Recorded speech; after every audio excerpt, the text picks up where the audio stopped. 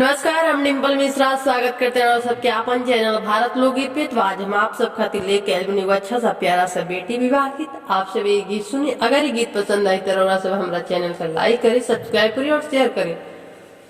ऐसी की के बढ़निया हो बेटी सिरहनमा ले हो सूती हम।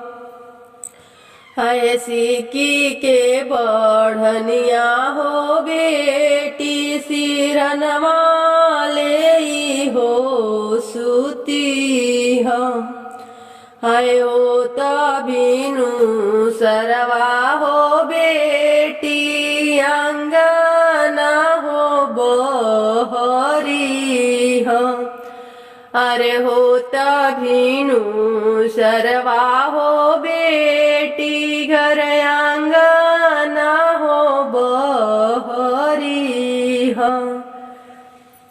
अहे आंगना बाहरत बाबा नैना ढारी हो लोरावा।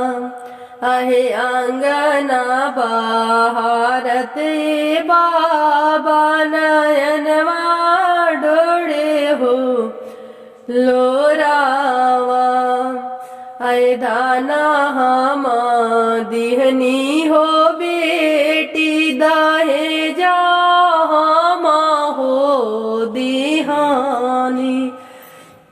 अरे दाना हम दिहनी हो बेटी दाहे जा हम हो दिहानी। आए ऐसन सुंदर धियवाए बेटी विदेशा हम हो भेजानी।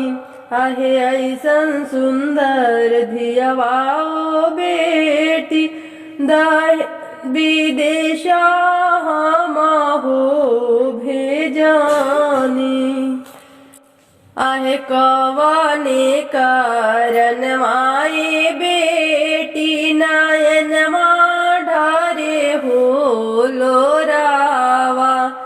अरे कवने कारण हो बेटी नयन ढारे हो लोरावा।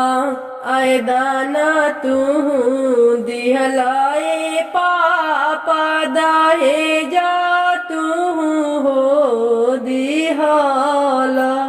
आहे कहो करनवा हो पापा दामादा रूसी हो गईल। आहे ही करनवाए पापा दामादा रूसी हो गईल। अरे आंगना में मांग सुशी कड़ी उहे हो